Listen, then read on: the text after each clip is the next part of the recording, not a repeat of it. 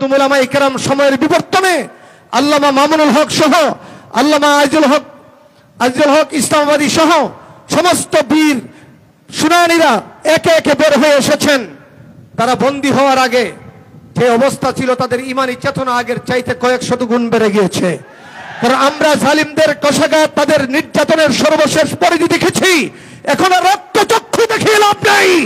আমরা আমাদের বুকে রক্ত ঢেলে দেব, কিন্তু অনিসলামিক শিক্ষা বাস্তবায়ন করতে দেব না, দেব না, দেব না, দেব না। প্রয়োজনে রক্তের বন্যা বাংলাদেশে বই দেব। আল্লামা মহিবুল্লাহ বাবুল ইজরি মারা যায় নাই, আল্লামা সাজিদুর রহমান মারা যায় নাই। আমাদের প্রেরণার উৎস আল্লামা মামুনুল হক সাহেব আছেন। আপনাদেরকে জিজ্ঞাসা করি, এই মজদুম উলামায়ে কেরামের পক্ষে থাকতে রাজি আছেন ইনশাআল্লাহ? জীবন দিতে রাজি আছেন ইনশাআল্লাহ? আল্লাহ তাআলা আমাদের সবাইকে তৌফিক দান করুক।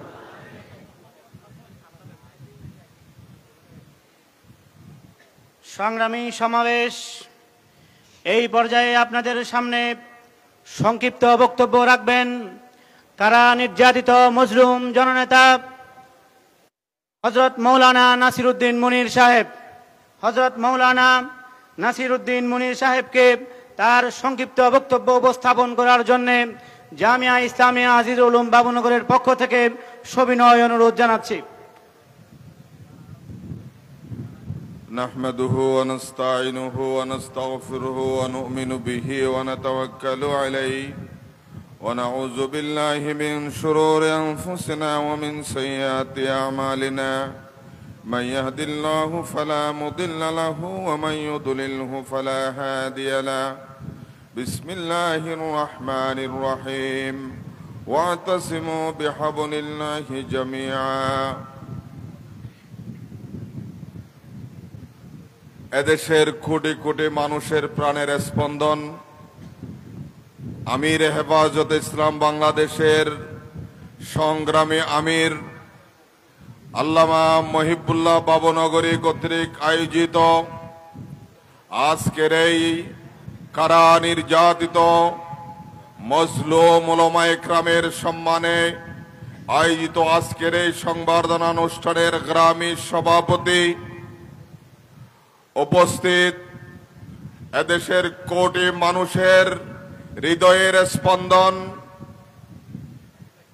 আল্লামা মামুনুল হক সহ সারা দেশের কারা নির্যাতিত মুসলিম উলামায়ে কেরাম, সমবেত তাওহীদি জনতা, প্রিন্ট ও ইলেকট্রনিক মিডিয়ার বন্ধুগণ, গোয়েন্দা সংস্থার ভাইরা, আসসালামু আলাইকুম ওয়া রাহমাতুল্লাহি ওয়া বারাকাতুহু।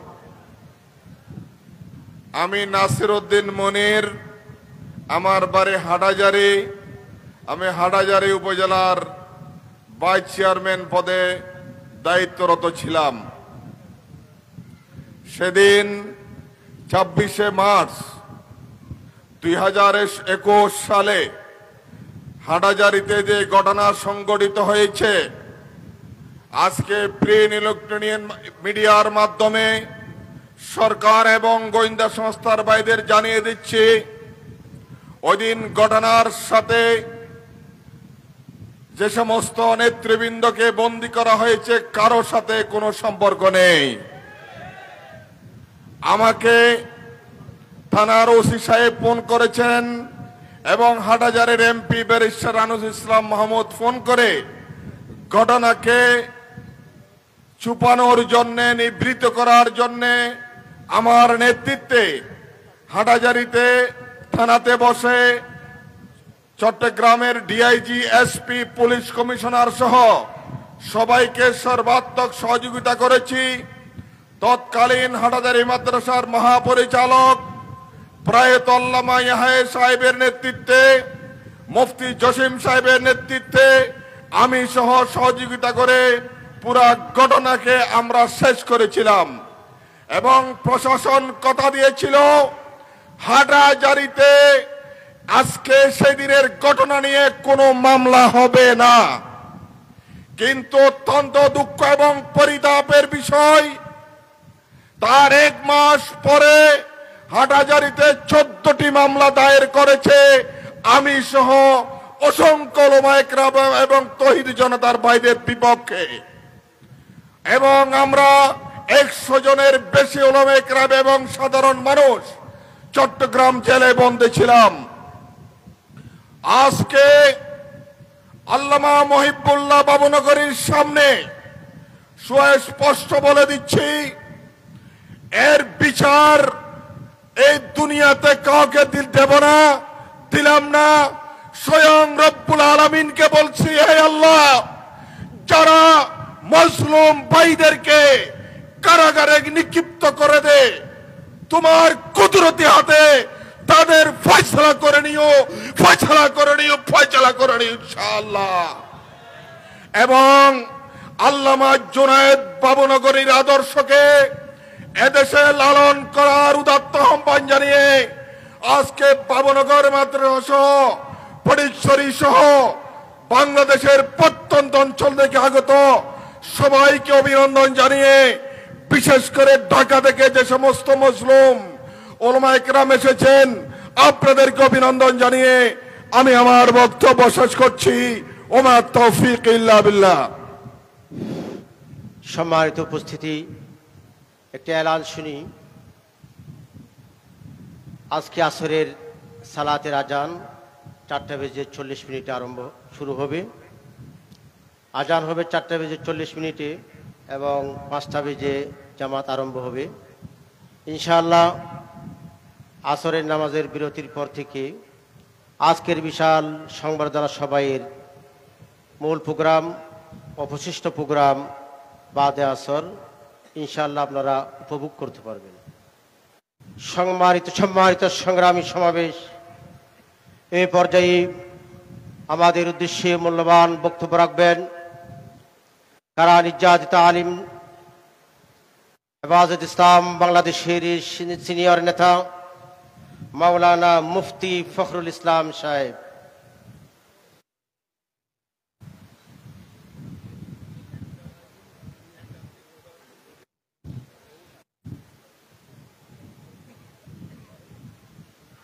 আসসালামু আলাইকুম ওয়া রাহমাতুল্লাহি ওয়া বারাকাতুহু।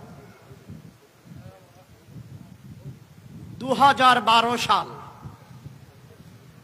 আল্লামা মুফতি আমিনী রহমতুল্লাহ আলাই ইন্তিকাল করেছেন। আমরা যারা রাজনীতি ময়দানে কাজ করি আমরা ভয় পেয়ে গিয়েছিলাম যে আমাদের মুরব্বীরা একে একে চলে যাচ্ছে, কি জানি হয়। আলহামদুলিল্লাহ, আল্লাহ তাআলা 100 বছরের বৃদ্ধ আল্লামা শাহ আহমদ শফি রহমতুল্লাহ আলাইকে হেফাজত ইসলামের আমির বানিয়ে নাস্তিকদের বিরুদ্ধে ময়দানে নামিয়ে দিয়েছিলেন। আল্লামা আহমদ শফির নেতৃত্বে সারা বাংলাদেশে হেফাজতের গণজাগরণ সৃষ্টি হয়েছে, শাপলা চত্বর কায়েম হয়েছে, ঢাকার রাজধানীর বুক থেকে নাস্তিকদের আস্ফালনও বন্ধ হয়ে গিয়েছে। আল্লামা আহমদ শফি সাহেব চলে গেছেন, আমাদের আস্থার প্রতীক হিসেবে, অভিভাবক হিসেবে হেফাজত ইসলামের হাল ধরেছিলেন আল্লামা জুনায়েদ বাবুনগরী রহমতুল্লাহি আলাই। আমরা যার নেতৃত্বে ভবিষ্যতে বাংলার জমিনে ইসলামের গণ উত্থানের আশা করেছিলাম, আল্লাহ তাআলা সে আশাকেও আমাদের বেশি দিন টিকিয়ে রাখেননি। নাস্তিকদের সহযোগী সরকার, ভারতের দালাল সরকারের আস্ফালনে এই জালেমদের জুলুমের শিকার করে হাজারো হাজারো উলামায়ে কেরামকে, হেফাজত ইসলামের নেতৃবৃন্দকে আপনার বাংলার জমিন থেকে, মসজিদ থেকে, মাদ্রাসা থেকে, বাসা থেকে, নামাজের মুসল্লা থেকে ধরে নিয়ে নিয়ে আপনার জেলখানার প্রকোষ্ঠে আবদ্ধ করেছে। আল্লামা জুনায়েদ বাবুনগরীকে আমাদের মাঝ থেকে শহীদ করে দিয়েছে। আমরা ভীত সন্ত্রস্ত হয়ে গিয়েছি, কি হয় আমাদের। আলহামদুলিল্লাহ, সুম্মা আলহামদুলিল্লাহ, আল্লাহ তাআলা জুনায়েদ বাবুনগরীর চাইতে বৃদ্ধ তার মামা দুনিয়ার সাথে যার কোনো সম্পর্ক নেই, আল্লাহ রাব্বুল আলামিনের সাথে সম্পর্ক যার, আল্লামা মহিবুল্লাহ বাবুনগরীকে হেফাজতের নেতৃত্ব দান করেছেন। কথা একটাই, দুনিয়ার কারোর সাথে মশওয়ারার দরকার নাই, আমিরের সাথে আল্লাহর সম্পর্ক। আপনি আল্লাহ সাথে সম্পর্ক করে, আল্লাহর সাথে মশওয়ারা করে হেফাজতকে সামনে এগিয়ে নিয়ে যাবেন, কর্মসূচি ঘোষণা করবেন। ইনশাআল্লাহ আমরা নওজোয়ান কর্মীরা জান বাজে রাখবো, রাখবেন তো? আমরা নওজোয়ানরা রক্ত দেবেন তো? আমরা নওজোয়ানরা আপনার নেতৃত্বে জেল খাটতে রাজি আছেন তো? যদি রক্ত দিতে হয় রক্ত দেবেন তো? যদি ফাঁসির কাষ্ঠেও ঝুলতে হয় বাংলার জমিনে আপনার নেতৃত্বে ইসলাম কায়েম করার জন্য, আমরা ফাঁসির কাষ্ঠেও ঝুলতে দ্বিধাবোধ করব না ইনশাআল্লাহ। সর্বশেষ কথা হলো, হেফাজত ইসলামের আজকের যে গণজাগরণ দেখেছি, আল্লামা মামুনুল হক সাহেবের সংবর্ধনা উপলক্ষে আমার মনে হচ্ছে আজকে সেই 13 সাল আবার পুনর্জাগরণ শুরু হয়ে গেছে। অতএব গণজাগরণ আর বাধা দিয়ে ঠেকাতে পারবেন না। হয়তো ভালো হয়ে যান, নচেত পুটলাপাটলি বেঁধে যেখানে বাড়ি করেছেন পালিয়ে যান। সম্মানিত তালেবানে উলুমে নবুয়ত, এই পর্যায়ে আপনাদের সামনে অগ্নিঝরা বক্তব্য রাখবেন এই দেশের আপুসীন মজলুম জননেতা আল্লামা মাহমুদ হাসান গনুবী হযরতকে তার গুরুত্বপূর্ণ বক্তব্য রাখার জন্য অত্র জামিয়ার পক্ষ থেকে এবং হেফাজতে ইসলামের আমিরের পক্ষ থেকে সবিনয় অনুরোধ জানাচ্ছি। মসজিদের খাদেম ফুরকানকে মসজিদে আসার জন্য বলা হচ্ছে। আসসালামু আলাইকুম ওয়া রাহমাতুল্লাহি ওয়া বারাকাতুহু। ইন্নাদ দীনা ইনদাল্লাহিল ইসলাম ওয়া ক্বালা রাসূলুল্লাহি সাল্লাল্লাহু আলাইহি ওয়াসাল্লাম আল উলামাউ ওয়ারাসাতুল আমবিয়া সাদাকাল্লাহুল আযীম ওয়া সাদাকা রাসূলুহুন নবিয়্যুল কারীম। ওয়ারিস যেহেতু আম্বিয়ায়ে কেরামের, সুতরাং জেল জুলুম খাটতে হলে এটাকে আম্বিয়ায়ে কেরামের সুন্নত হিসেবে মেনে নিতে হবে। জেল জুলুমের ভয়ে কথা পরিবর্তন করা যাবে না। জেল জুলুমের ভয়ে মুসলমানদের ইসলামী সিলেবাসকে নাস্তিক্যবাদের সিলেবাসে পরিণত করা যাবে না। যারা জেল খাটতে তৈরি নাই, যারা ফাঁসিতে ঝুলতে তৈরি নাই, যারা গুম হইতে তৈরি নাই, তারা হেফাজতে ইসলামের নেতৃত্বে থাকবেন না, তারা মুসলমানদের বেফাকের নেতৃত্বে থাকবেন না। যদি থাকতে হয় নিজের জান, নিজের মাল, নিজের সন্তান, নিজের বংশ সব কিছুকে প্রয়োজনে রিস্কে ফেলতে হবে। যতদিন আল্লাহর জমিনে আল্লাহর দ্বীন কায়েম হবে না, আল্লাহর জমিনে আল্লাহর শরিয়া বাস্তবায়ন হবে না, ততদিন আমাদের এই সংগ্রাম চলতে থাকবে, নাস্তিকরা যতই বাধা দিক না কেন। আমাদের ওলামায়ে কেরাম, আমাদের আকাবিরগণ যেই দফাগুলো দিয়ে গিয়েছেন, এই নাস্তিক্যবাদের আস্ফালন যতদিন বন্ধ হবে না, নাস্তিক্যবাদী সিলেবাস যতদিন বন্ধ করা হবে না, ঈমানওয়ালা মুসলমানদের নিকটে তাওহীদের সাথে সমন্বয় করে, ইসলামের সাথে সমন্বয় করে সিলেবাস তৈরি করা না হলে হেফাজতে ইসলাম কখনো ঘরে ফিরবে না ইনশাআল্লাহ। মুহিবুল্লাহ বাবুনগরী সাহেব দামাত বারাকাতুহুমুল আলিয়া, আমিরে হেফাজত, কায়েদে মিল্লাত, আল্লাহ তাআলা হযরতকে নেক হায়াত দান করেন। আমি প্রায় 12:30টার সময় এখানে আসছি, অনেক আগে চলে আসছি। আমি জানি না, আমি মনে করছি জোহরের পর শুরু হয়ে যাবে, আমার ভুল ছিল। যাই হোক, হযরত আমাকে একটা কথাই বললেন স্পষ্ট। আমি হুজুরকে যখন বিভিন্ন বিষয় বললাম, হুজুরের কথা হলো, গনুবী সাহেব আমার বয়স কিন্তু শেষ, হায়াত শেষের দিকে, জানি না কয়দিন বাঁচি। এখন আপনি এসে আমার পাশে বসছেন কা? জেলে যখন গেছেন তখন আমার নিয়ে যান নাই কে? এদেরকে বলে আকাবির বেটা। আর যে আকাবিরেরা আকাবির সাইডে বসে আর কয় দেখছো নি এত এত হক কথা কইছে, এখন নিজেও ধ্বংস হয়েছে, পরিবারও ধ্বংস হয়েছে। নাউযুবিল্লাহ মিন যালিক। তার মানে নবী রাসূলরা ধ্বংস হয়েছে, সাহাবায়ে কেরামরা ধ্বংস হয়েছে। হক কথা বলতে হবে, হক কথা বলে নিজের জায়গায় থাকাও সুন্নত, হক কথায় বলে পালানোও সুন্নত, হক কথা বলে জেলে যাওয়াও সুন্নত, হক কথা বলে মাইর খাওয়াও সুন্নত, মাইর দেওয়াও সুন্নত। কথা হক হবে। তাগুতের সাথে আবার কিসের ইয়া? তাগুতের সাথে কোন ধরনের আমাদের মিশামিশি চলবে না। তাগুতের সাথে কথা স্পষ্ট, আমরা এই জমিনে শরিয়া চাই। এই হেফাজতে ইসলাম কিনলে রে, হেফাজতে ইসলাম কিনলে ঘটনা সে ইসলামের হেফাজতের জন্য কিছু আইন বাদ দিয়া আর কিছু নিয়া নাকি না। সুতরাং হেফাজত ইসলামের যত কর্মসূচি আছে, সকল কর্মসূচির প্রধান ঘোষণা হবে, মিছিল হবে, আমরা পূর্ণাঙ্গ জীবন বিধান ইসলামকে চাই। হুজুরের কথা হলো আমার 90 বছরের বেশি বয়স। জুনায়েদ বাবুনগরীর বয়স যখন 7 বছর, তখন আমি এই দারুল উলুম দেওবন্দ থেকে দাওরা হাদিস শেষ করে দেশে আসছি। ওই বছর জুনায়েদ বাবুনগরীর খতম হয়েছে, আমার ছোট বোনের ছেলে। হুজুর বলতেছেন তো আমার 90 বছরের অভিজ্ঞতা হলো, তাজরিবা হলো, মোল্লা মুহাম্মদ ওমর যেই তরিকায় আফগানিস্তানে ইসলামী শরিয়া বাস্তবায়ন করতে পারছে, এই তরিকা ছাড়া এই দেশেও ইসলামী শরিয়া বাস্তবায়ন সম্ভব না। হুজুরের স্পষ্ট কথা নবী সাহেব শুনেন, এই গণতন্ত্র দিয়ে, এই সেকুলারিজম দিয়ে, এগুলো দিয়ে, জমহুরিয়ত দিয়ে কোনোদিন ইসলাম প্রতিষ্ঠা সম্ভব না। এগুলো সব ধোঁকাবাজি, এগুলো সব প্রতারণা। আমি বললাম হুজুর এগুলো যে জিহাদ কয় গণতন্ত্রে, কোন জালেম জিহাদ কয়, তো হুজুর বলছে এগুলো হলো তাহরিফ। কথা বুঝছেন? কথা পরিষ্কার থাকেন ভাই। এখন আর ওই যে নিমু করার টাইম নাই। মার খেয়েছি আমরা, কারেন্টের শর্ট দিয়া লটকায় পিটেছে আমাদেরকে, ঘুমেছিলাম আমরা। আপনাদের সমস্যা কোথায়? আমরা উম্মার ঈমান হেফাজতের জন্য প্রয়োজনে কল্লা দিয়ে দিব, কিন্তু তাগুতের কাছে মাথা নত করব না ইনশাআল্লাহ। নারে তাকবীর, আল্লাহু আকবার। আল জিহাদ, আল জিহাদ। সম্মানিত সংগ্রামী সমাবেশ, সম্মানিত সুধী সমাবেশ, এই পর্যায়ে উপস্থিতিদের উদ্দেশ্যে মূল্যবান বক্তব্য রাখবেন হেফাজত ইসলাম বাংলাদেশের সহকারী মহাসচিব, সুদূর ঢাকা থেকে আগতম কারা নির্যাতিত মুসলিম আলিম হযরত মাওলানা মুফতি আজহারুল ইসলাম সাহেব। বক্তব্য রাখবেন হযরত মাওলানা মুফতি আজহারুল ইসলাম সাহেব। নাহমাদুহু ওয়া নুসাল্লি আলা রাসূলিল কারীম, আম্মা বাদ। উপস্থিত হেফাজত ইসলাম বাংলাদেশের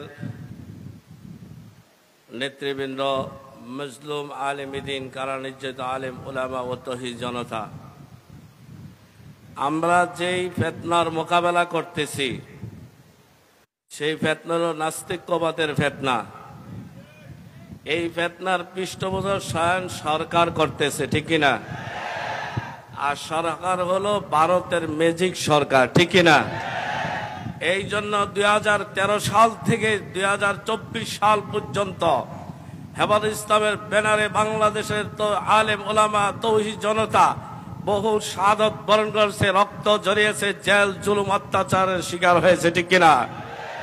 সুতরাং সবাই ভালো করে খেয়াল করে রাখতে হবে, এই নাস্তিক্যবাদের উত্থান, এই নাস্তিক ফিতনার মোকাবেলা করতে যত জান দিতে হয় সব জান দিতে প্রস্তুত থাকতে হবে।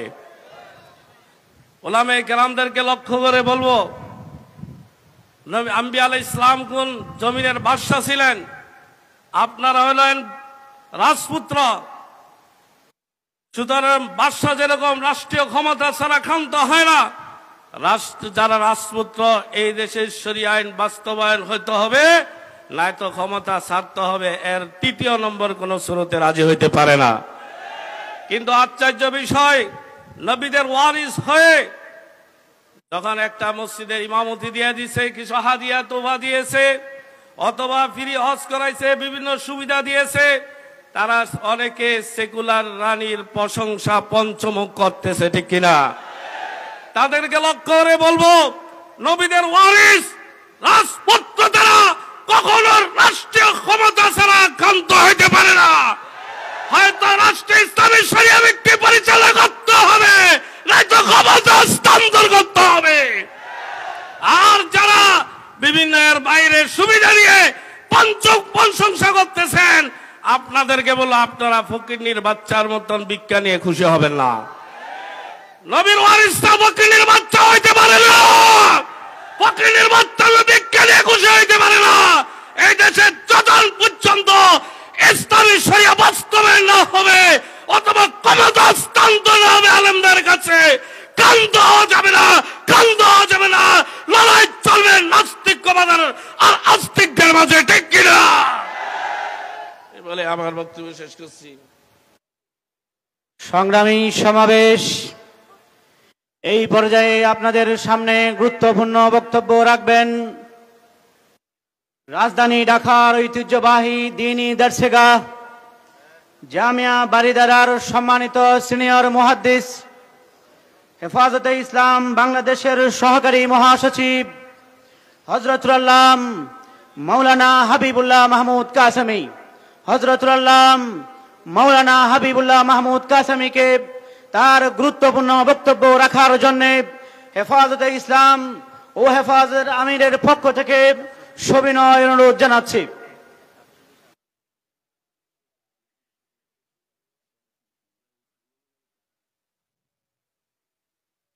السلام عليكم ورحمة الله وبركاته.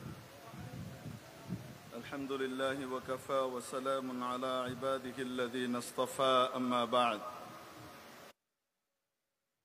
فقد قال الله تبارك وتعالى: وكان حقا علينا نصر المؤمنين. صدق الله مولانا العظيم. واجب الاحترام حضرات علماء اكرام، সংগ্রামী ত্যাগী নেতৃবৃন্দ, আজিজ তলাবা,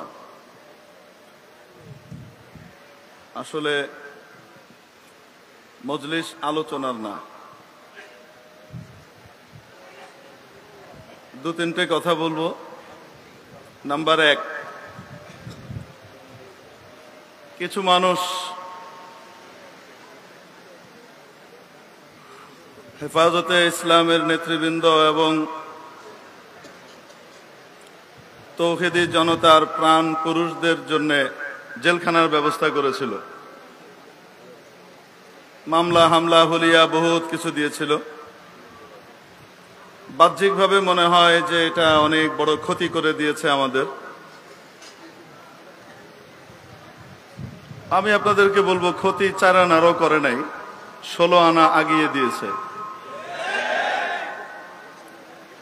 নিজেদের জন্য গর্ত খুঁড়ে তার উপর দিয়ে আমাদের পার হবার ব্রিজ করে দিয়েছে। এই জেল জুলুমের মাধ্যমে আলেম ওলামার সাথে তৌহিদি জনতার গোটা দেশের মানুষের আস্থার যে অটুট সম্পর্ক তৈরি হয়েছে, এটা বিচ্ছিন্ন করা কিয়ামত পর্যন্ত সম্ভব নয়। ঠিক কি ঠিক না? এই সেতুবন্ধন এবং এই ব্রিজটা তৈরি করে দিয়েছেন ওনারা। আজকে গোটা জাতি এবং দেশ আলেম ওলামা এই তৌহিদি নেতৃবৃন্দের পেছনে ঐক্যবদ্ধ। যারা গর্ত খুঁড়েছেন নিজেদের জন্য, আমরা তাদের উদ্দেশ্যে বলতে চাই, পালাতে চাইলেও গর্ত খোঁড়ার কারণে পালাতে পারবেন না। যেই ব্রিজ নির্মাণ করেছেন আলেম ওলামাদের জন্য, সেই ব্রিজ ধরেই আগাতে হবে, আলেম ওলামার পিছন ধরেই যেতে হবে, এছাড়া মুক্তির কোনো উপায় নাই। নাম্বার 2, আল কুফরু মিল্লাতুন ওয়াহিদা। সমস্ত কুফরি তাকাত আল্লাহর নবীর ভাষ্য অনুযায়ী মুসলমানদের বিরুদ্ধে একজোট, এক প্ল্যাটফর্মে থাকবে। তাদের আপোষের স্নায়ু যুদ্ধ, স্বার্থের যুদ্ধ, এই যুদ্ধ ওই যুদ্ধ যাই থাক না কেন, মুসলমানদের এগেইনস্টে তারা সব সময় ঐক্যবদ্ধই থাকে। ঠিক কি ঠিক না? আজকে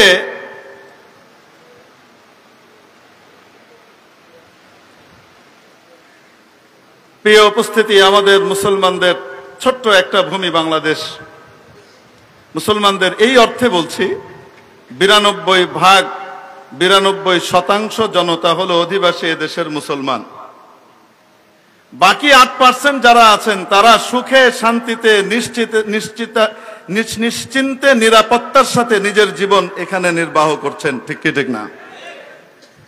ধর্মীয় সংখ্যালঘু হওয়ার কারণে আজ পর্যন্ত সংখ্যাগুরুরা কারো উপরে আক্রমণ করে ধর্মীয় দাঙ্গা তৈরি করেছে, বাংলাদেশে এর নজির নাই। ঠিক কি ঠিক না? মেরে মুহতারাম দোস্ত, এই অল্প ঐক্যটাও অনেকে বরদাস্ত করতে পারছে না। এজন্য আমাদের দেশের একটা অংশ পার্বত্য চট্টগ্রামকে নিয়ে ষড়যন্ত্রে মেতে উঠেছে, যে কোনো মূল্যে এটিকে খ্রিস্ট রাজ্য বানিয়ে আমার দেশ থেকে পৃথক করতে হবে। এই চক্রান্তের জানান মাননীয় প্রধানমন্ত্রী আজ কয়েকদিন আগে দিয়েছেন।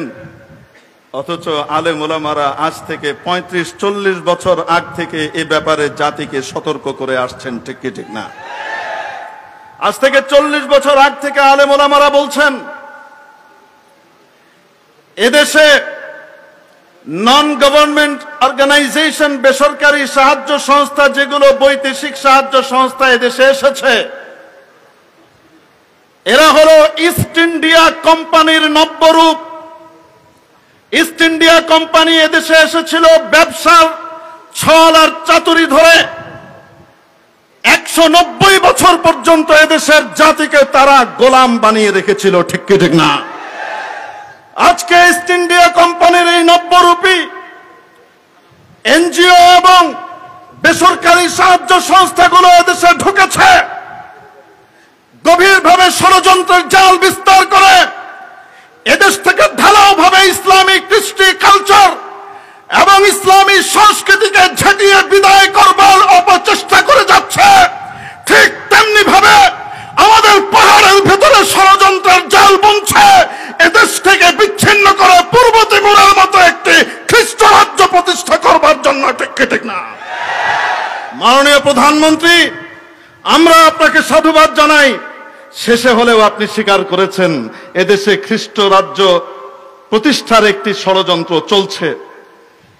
কিন্তু আমরা বলতে চাই, একদিকে আপনি বেসরকারি এ সমস্ত বিদেশি চিহ্নিত এনজিওদেরকে ব্ল্যাঙ্ক চেক দিয়ে রাখবেন, নির্বিরোধীভাবে তাদেরকে কাজ করবার সুযোগ দেবেন, আর অপরদিকে দেশপ্রেমের ঘোষণা দেবেন আর বলবেন ওরা চক্রান্ত করছে, আর তাদেরকে আপনি ছাড় দিয়ে রাখবেন। জাতি কিন্তু এই দ্বিমুখী আচরণ দেখে হতাশ।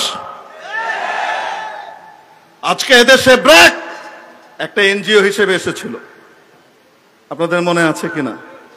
ব্র্যাক এসেছিল একটি এনজিও হিসেবে, তারপরে তারা ব্যবসা প্রতিষ্ঠান খুলেছে, তাদের আড়ং আছে। ব্র্যাকের ব্যবসা প্রতিষ্ঠান আড়ং। ব্র্যাক এদেশে ব্যাংকও করেছে, এদেশে আবার শিক্ষা প্রতিষ্ঠানও করেছে। চাই সেই শিক্ষা প্রতিষ্ঠানে শিক্ষা হোক, চাই কুশিক্ষা হোক, তা নিয়ে আমার বলার দরকার নাই। যে সমস্ত মানুষ টাকা রাখতে চায় না, তাদের ব্যাংকে দিবে না, তাদের পকেট থেকেও টাকাটা টেনে বের করে আনবার জন্য বিকাশের ব্যবস্থা করেছে, ঠিক কি ঠিক না? এদেশের ধন সম্পদ সকলের সবকিছু লুটে নিয়ে তারা এই দেশের স্বার্থ বিরোধী এবং দেশ বিরোধী চক্রান্ত করে যাচ্ছে। তাদের ব্যাপারে কোনো রকমের বিধিনিষেধ, তাদের ব্যাপারে কোনো রকমের প্রতিবন্ধকতা তৈরি না করে যারা নাকি তাদের বিরুদ্ধে কথা বলে, সে সমস্ত আলেম ওলামার ঘরে যখন মামলার হামলার হুলিয়া চাপিয়ে দেওয়া হয়, তখন জাতি আপনার কথা বিশ্বাস করতে সন্দেহ করে। আমরা পরিষ্কার করে বলতে চাই,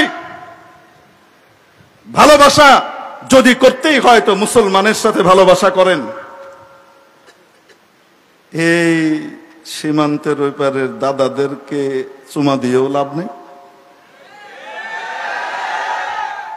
জঙ্গলের ওই পারের নাক চ্যাপটা চীনাদেরকে গলা লাগিয়েও লাভ নাই। এরা আপনাকে 2-4টি ব্রিজ করার জন্য টাকা পয়সা দেবে, কিন্তু চীনের মদদে, আমেরিকা এবং ইউরোপিয়ান কান্ট্রিগুলোর মদদে, সম্মিলিত মদদে আমাদের পাহাড়ে কুকি চীন তৈরি করা হয়েছে, ঠিক কি ঠিক না? একের পর এক তারা দেশ বিরোধী কর্মতৎপরতা চালাচ্ছে। তাদের ব্যাপারে আপনি যথাযথ পদক্ষেপ নিন। চীনের সাথে শুধু বন্ধুত্বপূর্ণ সম্পর্ক রাখলে হবে না, তাদের ব্যাপারে সচেতনতাও অবলম্বন করা জরুরি, ঠিক কি ঠিক না? এদের ব্যাপারে ব্যবস্থা নেন, আমরা আপনাদের সাথে থাকব। কিন্তু যদি আপনি সবাইকে ছাড় দিয়ে রাখবেন আর মুখে মুখে বলবেন যে খ্রিস্ট রাজ্য প্রতিষ্ঠা হয়ে যাচ্ছে, কিন্তু এ সমস্ত ডাইভার্সনের মাধ্যমে দেশ আর জাতি দ্বিতীয়বার বিভ্রান্ত হতে রাজি নাই, ঠিক কি ঠিক না? আমাদের একটাই কথা, এই দেশ এর মুসলমান কখনোই আপনাদের ঘাড়ে পড়তে যাবে না। কে ক্ষমতায় আসলো, কে ক্ষমতা থেকে নামলো, তা নিয়ে আমাদের মাথা ব্যথা নাই, তা নিয়ে হেফাজতে ইসলামের মাথা ব্যথা নাই। কিন্তু যদি ইসলামের গায়ে সামান্য আঁচড় দেওয়া হয়, ইসলামের দিকে যদি সামান্য বাঁকা চোখে তাকানো হয়, তাহলে সেই চোখ জারি হোক না কেন, চোখ উপড়ে ফেলা হবে, ছেড়ে দেওয়া হবে না। নসরুম মিনাল্লাহি ওয়া ফাতহুন করিব। আসসালামু আলাইকুম ওয়া রাহমাতুল্লাহি ওয়া বারাকাতুহু। সম্মানিত উপস্থিতি, এখন আজান হবে সালাতুল আসরের বিরতি।